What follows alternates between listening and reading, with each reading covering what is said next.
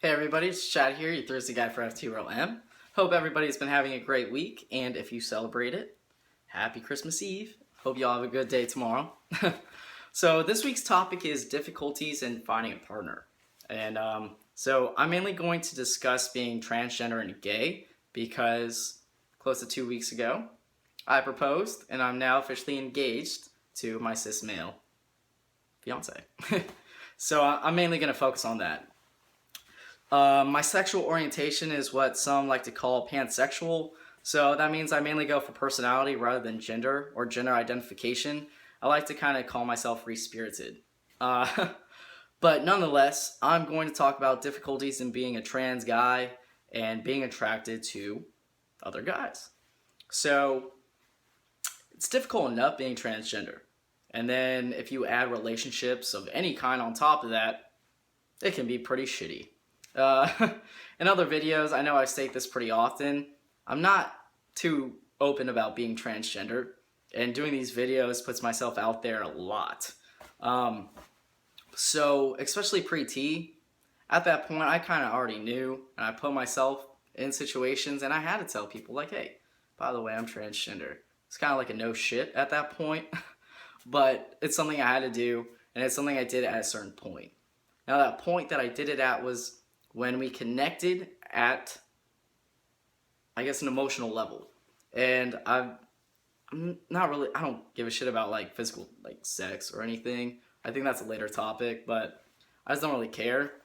Um, I really want to click with somebody emotionally, and then the physical aspect will be there. And so the people that I have clicked with, either emotionally, physically, or both, they've respected me for the man that I am, regardless of being on testosterone or not. So my biggest advice in this video is going to be to find somebody who respects you for you. It shouldn't matter if you're on testosterone or not. It shouldn't matter if you've had surgeries or not. You're still the same person. I mean, you're that person. And if you find somebody that is attracted to you for who you are, then there you go. I guess the difficulties with being gay and transgender, though, is that, I mean, it's a huge stereotype that gay men are just all about sex. And I hate to say it, I mean, a lot of guys are. And I mean, that's fine. That's perfectly fine. So I'm not shaming on that. It's just, with us trans guys, we have to overcome another obstacle, both being gay and transgender, because our bodies aren't what normal guys are. And um, I don't know. My first job was working at a gay club, and obviously, people that were there all the time, they knew I was transgender. It was before I started testosterone, all this shit. They were like, they would always say, "So, how the fuck are you gonna have sex with a guy?" And I mean, I kind of regret it now, but I'd always say, "What? Do I not have an ass?" You know, it's like people just they think transgender, and they just think your biological sex. That's all they picture when they think about when it comes to sex, and I hate that. So the obstacles that you have to overcome is one, respect is a huge thing. And I feel like the next is to figure out what their priorities are within a relationship. If it's with spending time loving you as the person, that's great. If sex is a big part of it too, I mean, if you're okay with whatever situation, then fine. But that's just another thing to consider with a relationship, obviously. Um, so difficulties with being gay and a trans man, it just you have to find somebody that just respects you for you. And I mean, that's pretty much the bottom line for whoever you want to date or whoever you're attracted to. It's just really respect.